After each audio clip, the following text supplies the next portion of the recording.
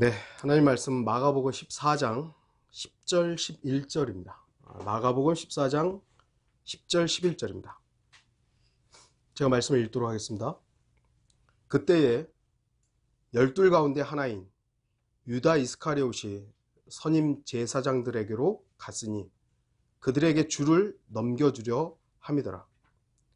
그들이 그 말을 듣고 기뻐하며 그에게 돈을 주기로 약속하더라. 그리고 그는 어떻게 하면 줄을 용이하게 넘겨줄까 하고 기회를 엿보더라 했습니다. 오늘 말씀의 제목은 그들이 기뻐하더라. 오늘 본문에는 여러 사람들을 기쁘게 한 어떤 사건이 나옵니다. 여러분도 지금 알다시피 예수님의 제자 유다 이스카리옷이 자신의 스승을 돈을 받고 넘겨주기로 한 일입니다. 이건 분명히 배반이고 배신입니다. 그런데 제자의 배반, 제자의 배신을 기뻐하는 무리들이 나옵니다. 기뻐하는 게 뭐 잘못된 거예요? 기뻐하는 거 좋은 거죠. 그런데 지금 배반에 대해서, 배신에 대해서 기뻐하는 것이죠. 그들이 누구입니까? 그들은 바로 이스라엘 백성들로부터 존경과 칭송을 받고 있는 종교 지도자들입니다. 하지만 그들에 대해서는 주님께서도 이미 자신을 죽음에 넘겨줄 것을 아셨던 그 무리들이었던 것이죠. 마가복음 8장 31절 또 인자가 많은 고난을 받아야만 된다는 것과 장로들과 선임 제사장들과 서기관들에게 배척을 받고 죽임을 당하게 되며 3일 후에 다시 살아나실 것을 그들에게 가르치기 시작하시니라. 마가복음 10장 33절도 말씀하시기를 보라 우리가 예루살렘으로 올라가면 인자가 선임 제사장들과 서기관들에게 넘겨지리니 그들이 그에게 사형을 선고하여 이방인들에게 넘겨줄 것이며 예수님께서는 미리 다 알고 계셨던 것이죠. 바로 이 선임 제사장들을 통해서 이 종교 지도자들을 통해서 자신이 죽음에 처할 것을 알고 계셨습니다. 제사장들이 어떤 사람입니까? 하나님께서 아론을 통해서 선택하시고 거룩하게 하셨던 무리들입니다. 분명히 그렇죠. 하나님께서 특별히 선정한 사람들이었습니다. 구약 성경에는 제사장들을 통해서만 제사가 이루어졌습니다. 다른 사람이 제사되면 안 됐어요. 그러니까 물론 아브라함이라든지 제사장이 정해지기 전에는 개인적인 제사들이 있었지만 제사장이라는 레위 지파를 통해서 제사장이 정해진 이후에는 아무나 제사를 드리면 안 됐던 겁니다. 정해져 있는 이 제사장들만 제사를 드릴 수 있었던 것이고요. 성막에서 또는 성전에서 특별한 의식을 행할 수 있었던 것이 이 제사장이었습니다.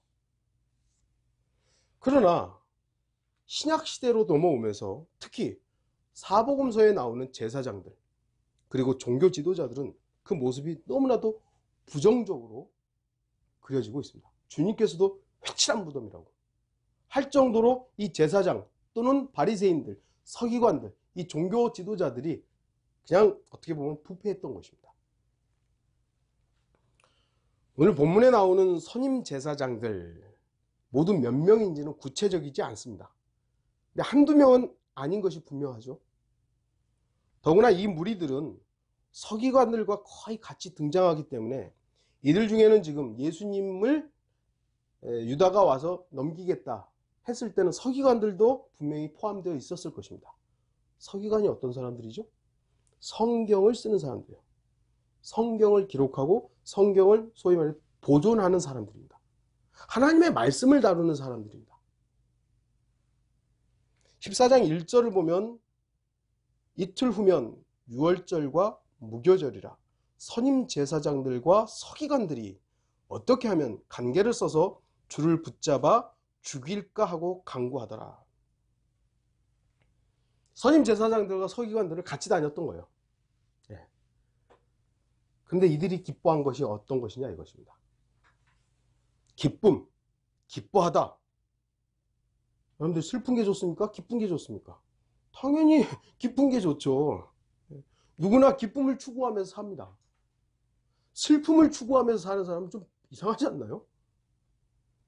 기뻐할 수 있는 일이라면 당연히 실행되어야 되고 드러나야 됩니다. 우리는 그렇잖아요. 누군가가 어떤 죄인이 구원받았다고. 얼마나 기쁜 일이에요. 함께 기뻐하고 축하할 일이죠. 그런데 오늘 본문의 기쁨, 기뻐하더라, 기뻐하며, 보통의 기쁨과는 분명히 다릅니다. 왜냐하면 그들의 기쁨은 주님께서 신약교회 성도들에게 원하시고 명령하신 기쁨과는 전혀 다른 기쁨이기 때문입니다. 사도 바울은 성도들에게 기뻐하라고 조언하죠. 또 이 본문 가지고 빌립보서 3장 가지고 많은 설교를 했었는데요. 끝으로 나의 형제들아 주 안에서 기뻐하라. 너희에게 같은 말을 쓰는 것이 내게도 지루하지 않을 뿐만 아니라 너희를 위해서도 안전하니라. 4장 4절에서도 주 안에서 항상 기뻐하라. 내가 다시 말하노니 기뻐하라. 이게 사도 바울을 통해서 하나님께서 우리에게 요구하시는 거. 기뻐하라고. 주 안에서 기뻐하라고. 그리스도 안으로 핏부림을 받아 주님의 몸이 된 성도들은 어떤 상황, 어떤 조건이라도 기뻐해야 됩니다. 상황이 다르다고 해서 슬퍼하는 것이 아니라 기뻐하라고 그랬으니까 기뻐해야 되죠. 여러분은 주 안에서 오직 주님을 기뻐하십니까? 우리 스스로에게 나는 정말 주님으로 인해 기뻐하는 것인가? 이 세상 사람들의 기쁨이 뭡니까? 세상 사람들의 기쁨 여러 가지가 있죠. 좋은 대학에 붙었다, 또 뭐 결혼한다, 좋은 직장에 들어갔다, 아파트 당첨이 됐다, 뭐 여러 가지들이 있습니다. 뭐 여러분들 중에 혹시라도 뭐 집을 샀는데 됐다고 하는데 집이 안 됐어, 뭐 슬퍼할 일은 아니죠. 이 세상에 여러 가지 기쁜 일들, 기쁜 일들이 있겠지만 이 시대의 사람들은 온통 육적인 것에 대해서 기뻐하는 겁니다. 감각적인 것들을 기뻐하는 거예요. 좋아하는 겁니다. 이제 남녀노소 할 것 없이 대부분의 사람들은 물질적인 것들. 이제는 노인들도 유튜브 보고 막 이러고 있어요. 저도 뭐 일하는 게 일이라 이것만 들고 다니지만 사람들의 모든 기쁨과 모든 즐거움은 육적인 거예요. 자신의 육신을 즐겁게 해줄 것. 감각적인 것들이죠. 감각적인 것들. 그러나 그리스도인들은 결코 외부적인 것들이 기쁨의 근거가 될 수는 없습니다. 다시 말씀드리지만 여러분들이라고 해서, 우리라고 해서, 그리스도인이라고 해서 좋은 일이 있는데 슬퍼해야 될 일은 없죠. 예를 들어 자식이 좋은 대학에 갔어요. 그러면 그걸 슬퍼해야 될 일은 아니죠. 기뻐해야 되는 것인데 그것이 우리의 기쁨의, 그리스도인의 기쁨의 근거는 아니라는 겁니다. 출발은 아니라는 것이죠. 오히려 그리스도인은 내적인 것, 곧 영적인 기쁨을 추구해야 됩니다. 그 본을 사도 바울은 빌립보 감옥에서 직접 보여준 것입니다. 사도 바울이 빌립보서에서 아까 주 안에서 기뻐하라고 그러죠. 근데 빌립보가 어떤 곳입니까? 감옥이었습니다. 감옥에서 편지를 쓰면서 기뻐하라고. 기뻐할 수 있는 그 어떤 상황도 아니었고 그 어떤 조건도 아니었고 환경도 아니었는데 기뻐하라고.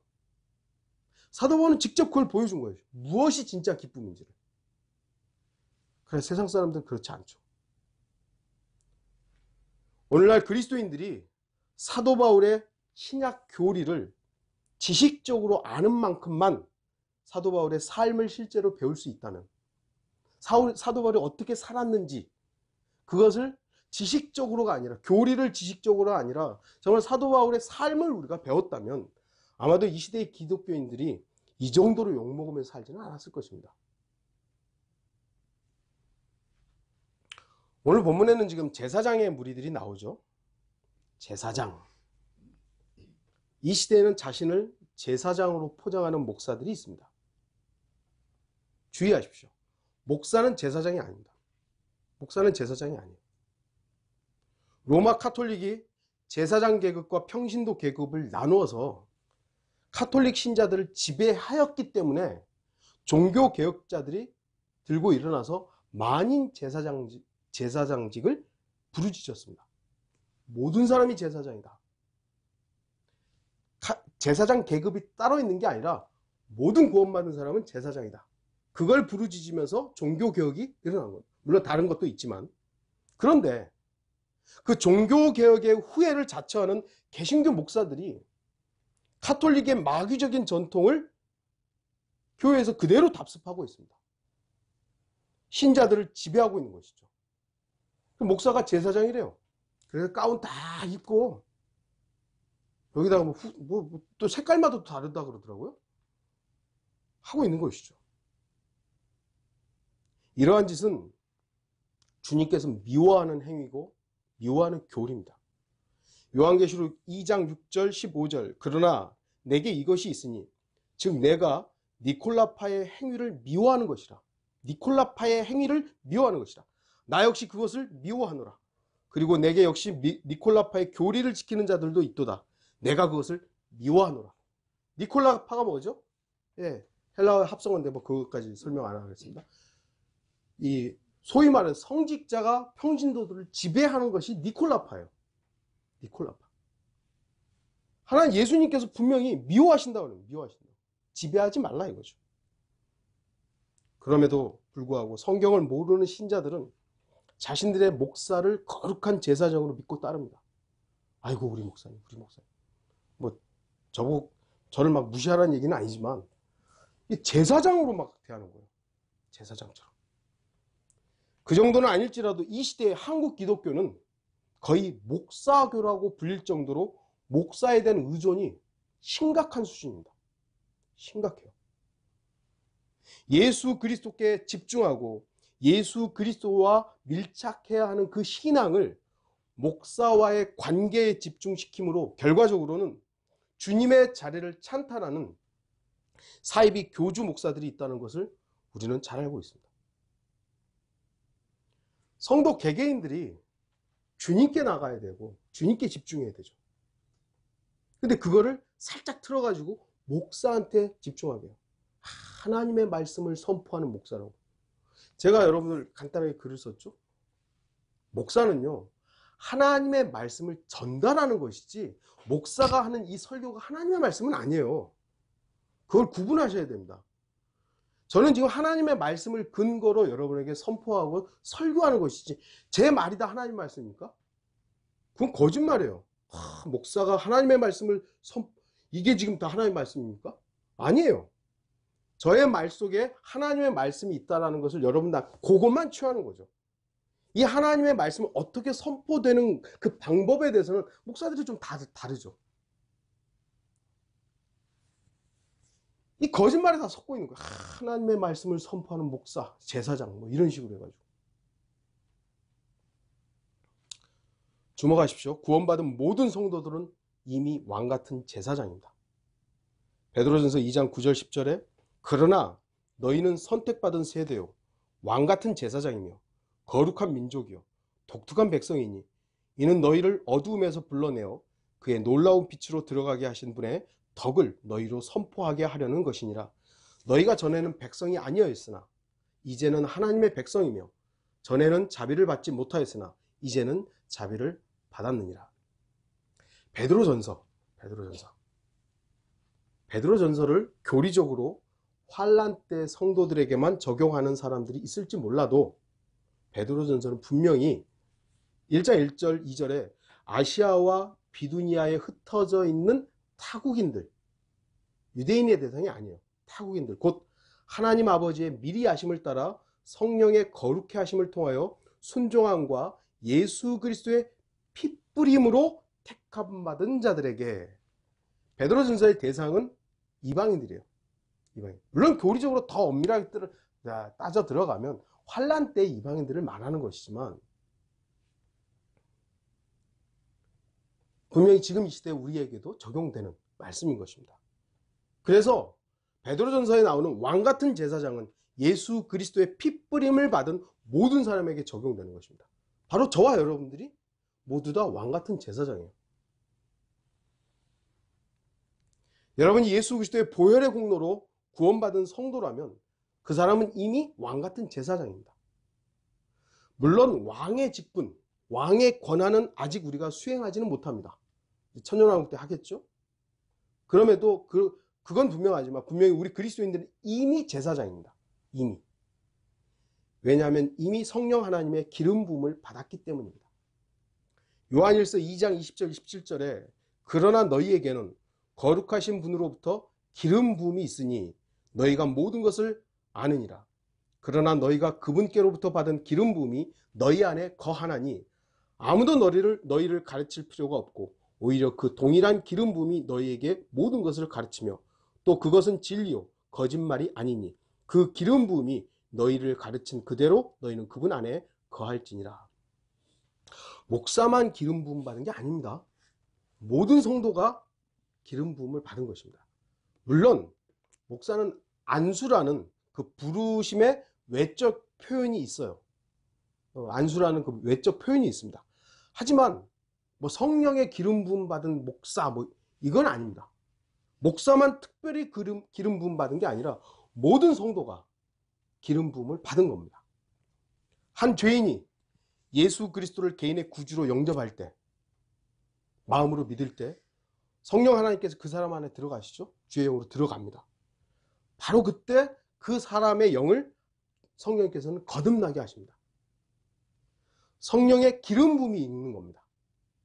그것을 바로 성경에서는 우리가 성경적으로 성령 침례라고 하는 것이죠.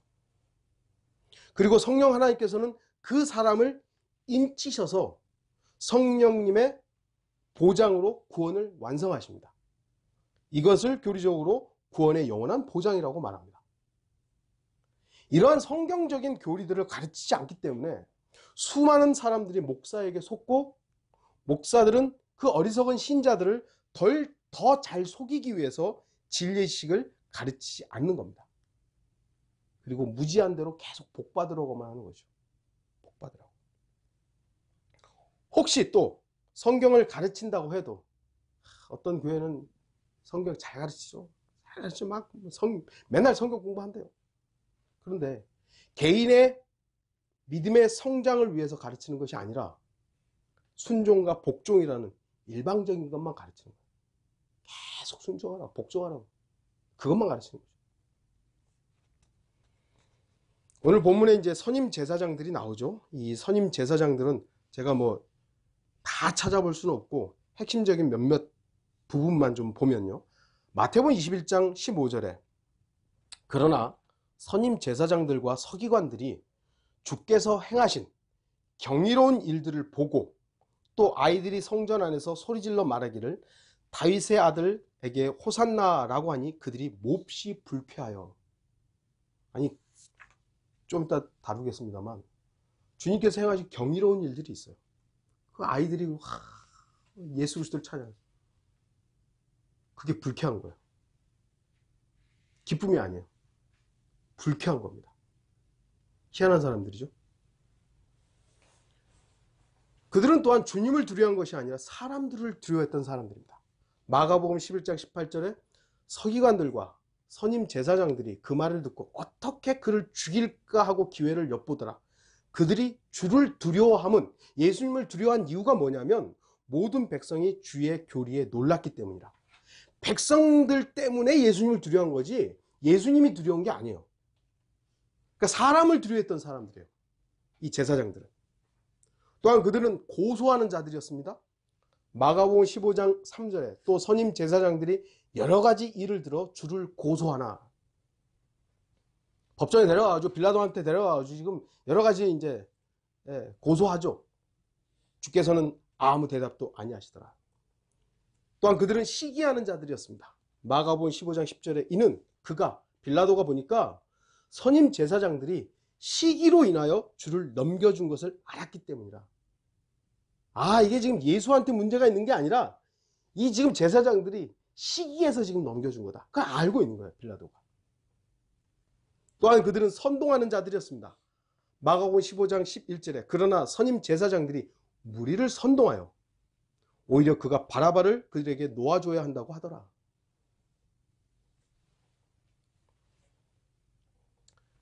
이들 종교 지도자들은요, 예수님께서 사역을 3년 반 동안 하셨죠. 갑자기 요즘에 말하는 갑툭튀인가 뭐 그런 게 아니에요. 침례인 요한이 이미 선포를 하고 있었죠. 예수 그리스도의 주의 길을 곧게 하는 자이기 때문에 이미 예수님에 대해서 알려주고 있었어요. 내 뒤에 오실 분에 대해서, 자기 뒤에 오실 분에 대해서 이미 침례인 요한을 통해서 예수님이 어떤 분인지 선포하고 있었습니다. 침례인 요한이 요단강에서 회개의 침례를 가르쳤고 천국 복음을 전파할 때 이미 그들은 침례인 요한이 어떤 사람인지 보러 가서 침례인 요한이 전파하는 예수님에 대해서 들은 거예요. 그래서 예수 그리스도에 대해서 어느 정도 알고 있었습니다. 여러분도 알다시피 이들은요, 예수님이 선포하고 말씀을 전하는데 계속 따라다녔어요. 계속 따라다녔어요. 초기부터. 적어도 3년 이상을 주님을 지켜봤고 감시했던 겁니다. 3년 반 사역하시는 동안 이들은 갑자기 예수님을 안 게 아니라 이미 그들은 처음부터 예수님이 어떤 사람인가, 어떤 분인가를 감시하고 있었던 겁니다. 그렇다면 그들은 결코 주님께서 행하신 이 경이로운 일들, 표적과 이적과 기적들을 모른다고 할 수가 없는 거예요. 다 봤고 다 보고가 된 거죠. 그러나 그들은 주님께서 행하신 경이로운 일들, 병자들이 치유받고 마귀들이 쫓겨나고 오병이어의 기적이 일어나고 심지어는 죽은 사람이 살아난 일에 대해서는 기뻐하지 않았습니다. 그것에 대해서 기뻐했다고는 안 나와요. 아니, 병자가 살아나서 기뻐해야 될 거 아니에요. 안식일에 그 했다고 예수님 죽이려고 한 거 아니에요. 죽은 지 사흘 만에, 나흘 만에 나사로가 살아났어요. 그럼 나사로도 죽이려고 한 거예요. 요한복음 보면 나오죠? 나사로도 죽이려고 해요. 이런 자들인 겁니다. 이런 자들. 정작 기뻐해야 될 일에 대해서는 기뻐하지 않은 겁니다. 하나님의 놀라운 일들이 발생하고 놀라운 일들이 있는데 불쾌한 거예요. 그들은 예수 그리스도께서 유대인의 왕이신 메시아로 비춰진 것이 아니라 자신들의 밥그릇을 빼앗는 경쟁자로만 보이는 겁니다. 경쟁자로만. 사람들이 기뻐하는 건 대부분이 뭐죠? 나한테 이익이 되는 거. 내가 슬퍼하고 내가 분노하는 이유가 뭐죠? 나한테 손해가 되는 거. 빌라도가 정확하게 알고 있었듯이 그들은 예수 그리스도를 시기했습니다. 시기했어요. 잠언 14장 30절에 나오죠. 건전한 마음은 육신의 생명이나 시기는 뼈를 썩게 하느냐. 시기. 시기와 질투의 차이점에 대해서 제가 언젠가 설명을 드렸던 적이 있습니다. 다시 한번 간단하게 얘기하면 시기는 자신이 갖지 못한 것에 대해서 누군가가 가지고 있을 때 생기는 거예요. 내가 없는데 저 사람은 가지고 있어요. 그럼 시기심이에요. 질투라는 건 내가 가진 것보다 더 좋은 걸 가지고 있는 거예요. 저 사람이. 내가 뭐 예를 들어서 100원을 가지고 있는데 저 사람이 10,000원을 가지고 있으면 질투가 나는 거예요. 요 차이점들이 좀 있는 것이죠. 이 종교 지도자들은 자신들이 절대로 가질 수 없는 것에 대해서 예수 그리스도를 질투한 겁니다. 시기한 겁니다. 시기한 겁니다. 예수 그리스도는 유대인의 왕으로 오셨습니다. 왕의 표적으로서 치유와 기적을 행하셨습니다. 그것이 이사야서에 기록 예언되어 있는 것이죠. 이사야 35장 5절 6절 그때 소경의 눈이 뜨이며 귀머거리의 귀가 뚫리리라. 그때 절름발이가 사슴처럼 뛰고 벙어리의 혀는 노래하리라. 이게 이사야서의 왕의 표적으로 예언되었던 건데 예수 그리스도께서 그걸 실행하고 있는 거예요. 이거는 종교 지도자들이 죽었다 깨어나도 할 수가 없는 거예요. 그래 시기가 있는 거죠. 또한 모세가 예언했던 선지자로서 오셨죠. 예수 그리스도께서는 결코 그 시대의 종교 지도자들은 할 수 없었던 하나님의 말씀을 선포한 겁니다. 그때 당시에 종교 지도자들은 야 우리처럼 율법 잘 지키면 살아. 아 이렇게 금식도 하고 이렇게 선행을 하고 이랬는데 예수 그리스도께 오셔서 회개하라고. 회개하라고. 천국이 가까웠다. 모세가 예언했던 선지자가 바로 예수 그리스도였죠. 신명기 18장 18절에 내가 그들의 형제들 가운데서 너와 같은 한 선지자를 그들에게 일으켜서 내 말들을 그의 입에 두리라. 그리하면 그는 내가 그에게 명령할 모든 것을 그들에게 말하리라. 예수 그리스도께서 아버지로부터 받은 것을 선포하고 있었던 거예요. 근데 이들은 그게 안 됐던 거예요. 종교 지도자들. 자신들이 할 수 없는 일들을 예수 그리스도께서 실행하고 있는 경이로운 일들을 하고 있는 거예요. 기쁨이 아니라 시기였던 거죠. 그들은 자신들이 가질 수 없는 하나님의 능력에 대해서 시기했습니다. 그들의 시기는 그들의 아비 마귀로부터 온 것이 분명합니다. 그들에게는 경건의 모양은 있었지만 경건의 능력은 없었던 것입니다. 그래서 그들은 절대로 주님으로 인한, 주님께서 주시는 참된 기쁨을 알 수가 없었던 겁니다. 이들도 사람이니까 기뻐해야 돼요. 기뻐해야 되는데 주님이 주신 참된 기쁨이 없으니까 다른 곳에서 기쁨을 찾은 겁니다.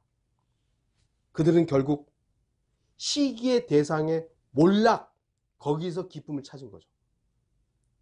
거기서. 아까도 제가 말씀드렸지만 우리의 기쁨은 누군가의 몰락이 되어서는 안 됩니다. 아, 누가 망했더라. 아, 나하고 사이가 안 좋았고 나를 원수대했던 저 인간이 망했더라. 아이고 기쁘다. 그게 되어서는 안 됩니다.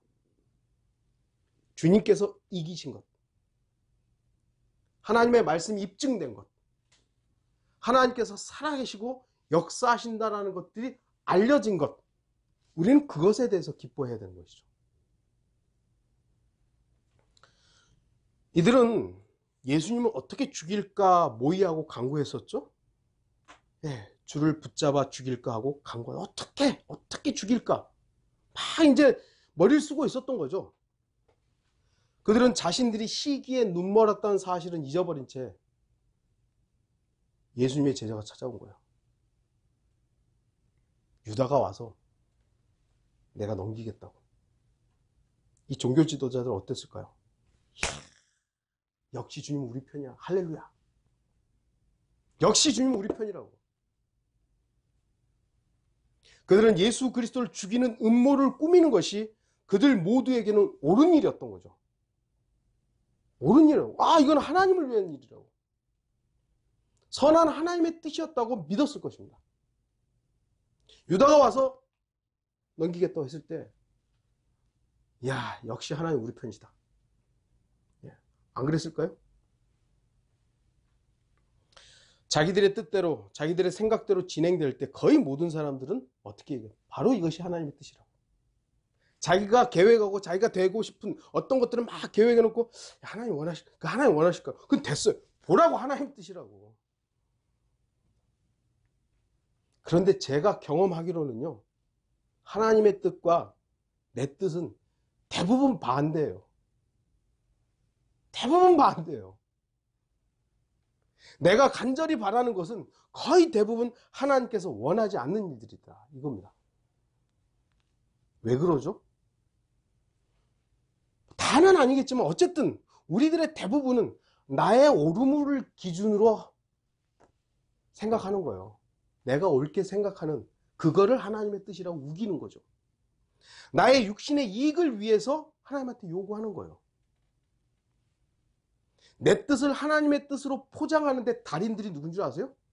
목사들이에요. 자기가 하고 싶은 일을 교회 크게 짓고 싶고 자기가 편하게 살고 싶은 이것들을 하나님의 뜻이라고 포장하는 거예요. 거기에 달인들이 이 사기꾼 목사들이에요. 저도 거기에 어쩌면 일조하고 있었는지도 모르죠. 가만히 생각해 보십시오. 다시 우리 자신을 돌아보면 하나님의 뜻과 내 뜻은 거의 대부분 반대일 경우가 많습니다. 내 뜻을 내려놔요. 제사장들은 어떻게 하면 예수를 죽일까 막 머리를 굴리고 있는데 유다가 와가지고 내가 넘겨주겠다. 보라고 하나님의 뜻이라고. 안 그랬을까요? 기쁜 거예요. 우와, 이게 됐다. 드디어 우리가 원하는 대로 됐다. 그게 그들의 기쁨이었습니다. 그들의 기쁨. 제사장들과 다른 종교 지도자들은요, 병자들이 나았을 때 기뻐하지 않았습니다. 누군가가 마귀가 나갔다 기뻐하지 않았습니다. 죄인들이 회심할 때, 회개할 때 기뻐하지 않았어요. 그들은 결코 그 일들에 대해서, 하나님의 경이로운 일들에 대해서 기뻐하지 않았습니다. 하나님께 굴복하지 않았던 것이죠. 그런데 종교 지도자들이 유일하게 기뻤던 것이 바로 오늘 본문이에요. 예수님을 죽일 기회를 얻었을 때 기뻐한 겁니다. 야, 드디어 죽일 수 있다. 살인을 기뻐하는 자들이죠. 죽음을 기뻐하는 자들이에요. 생명을 기뻐하는 것이 아니라 지금 죽음을 기뻐하는 거예요. 마귀가 뭘 기뻐할까요? 하나님은 모든 사람이 구원받기를 원하시잖아요. 그럼 마귀는 뭘 좋아할까요? 모든 사람이 멸망하는 걸 좋아합니다. 마귀는 아마도 지옥의 영원한 형벌 가운데 떨어졌을 때 그 수많은 인간들이 지옥에 떨어지는 그 순간 나만 여기 있는 거 아니다라고 미소를 지으며 기뻐할 겁니다. 그 끔찍한 상황을 우리가 알기 때문에 복음을 전하는 겁니다. 하나님의 기뻐하심과 마귀의 기뻐함이 이렇게 극도로 다른 겁니다. 하나님께서는 모든 사람이 구원받기를 원하시고 그 구원의 기쁨을 함께 나누기를 원하지만 마귀는요, 죽음을 기뻐하는 겁니다. 생명을 기뻐하는 게 아니에요. 망하는 것. 그렇죠. 이 시대의 거짓 목사들은 죄인들이 죄로부터 구원받아 지옥의 저주로부터 피하는 것에 대해서는 관심이 없습니다. 큰 예배당과 많은 무리들을 통해서 소위 말하는 부흥을 통해서 자기 자신이 배부르게 먹고 마음 편하게 사는 것. 이 시대의 사이비 교주 목사는 성도들이 주님께 밀착하고 집중하는 것에는 관심이 없고 오로지 자기 자신에게 더 밀착하는 것이 주님을 더 잘 누리는 것이라고 그럴듯한 언변으로 사탕말림하는 것입니다. 이 시대의 종교 지도자들은 예수 그리스도의 재림에 대해서는 관심 없습니다. 오로지 기독교의 세력이 더 커져서 이 세상이 기독교 사회가 되고 기독교가 세상의 중심 역할을 할 때 이 세상이 기독교화 되어서 그들 자신이 권력의 중심에 서서 칭송과 존경을 받는데 관심이 있는 거예요.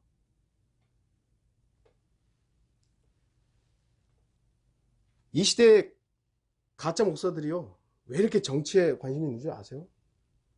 결국은 기독교화 시켜서 자기가 한 자리 해먹겠다는 거죠.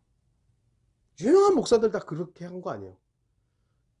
정권이 바뀔 때마다 그게 뭐 우파 정권인지 좌파 정권인지 거기에 줄 서가지고 거기에 자기 명함 하나 끼워 넣고 거기에서 자기가 뭐 했다고 자기가 칭송받는 거예요.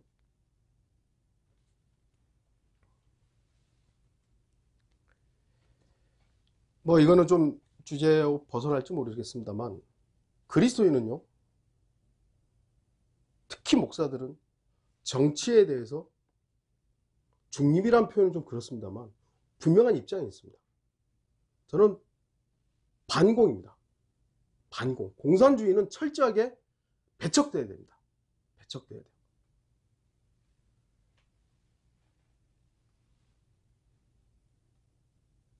뭐 요즘에 뭐 목사들도 뭐 지금 정권이 좌파 정권이니 뭐 또 뭐 난리들이 치더라고요. 거기에 관심을 갖는 시간에 죽어가는 혼들한테 관심을 갖는 게 더 나을 것 같아요. 제가 볼 때. 지옥에 가는 사람들이 지금 교회는 다니는데 지옥에 가는 사람들이 너무 많은데 거기에는 관심 없고 쓸데없는데 그만하겠습니다. 이 세상과 세속적인 종교 지도자들은 예수 그리스도의 다시 오심에 관심 없어요. 예수 그리스도께서 다시 오시는 게 부담스러운 거예요. 왜냐하면 자신들이 지금 누려야 될 게 너무 많은데 큰 교회 예배당을 지어놨는데 예수님 오시면 얼마나 아까워요. 그거. 네? 자기를 따른 수만 명, 수천 명 이 사람이 자기를 왕으로 떠받들고 있는데 예수님 오시면 얼마나 아까워요 이거.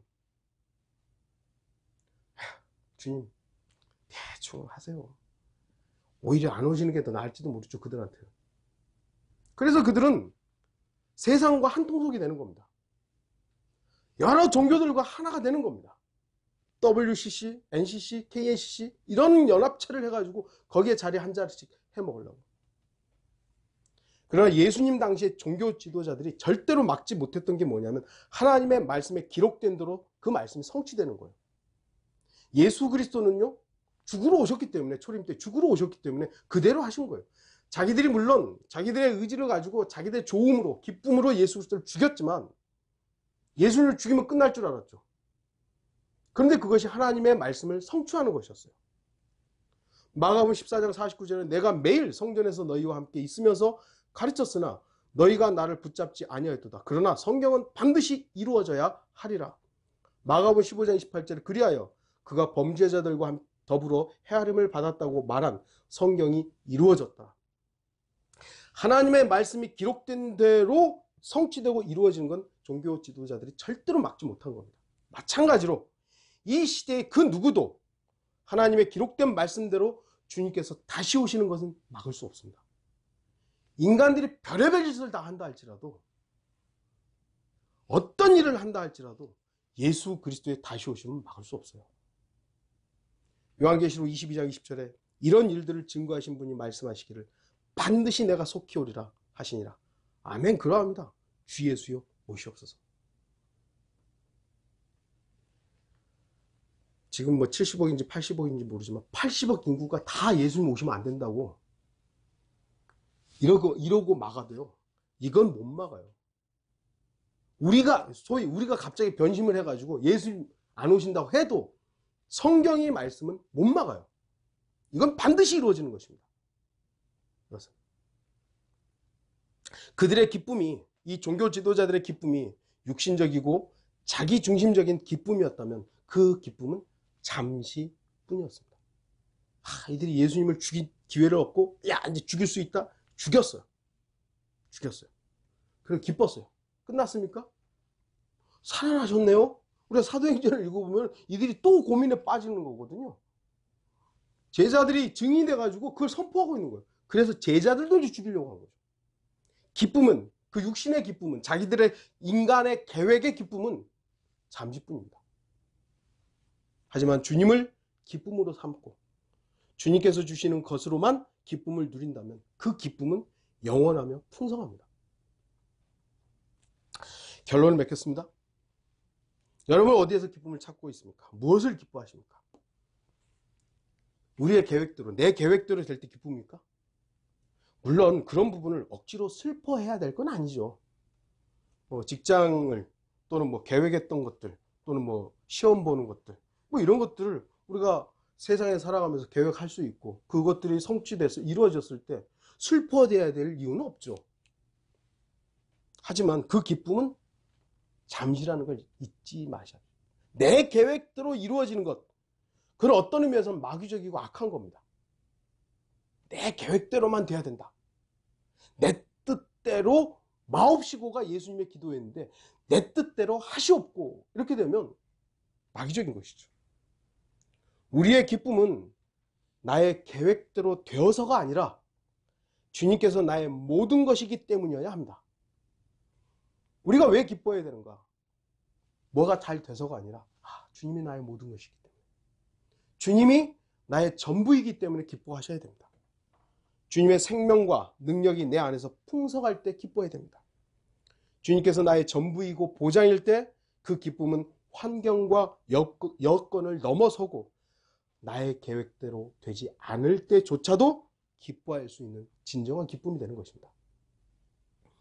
오직 주님 한 분으로만 진정한 기쁨을 누리는 우리 모든 성도들이 되기를 바랍니다.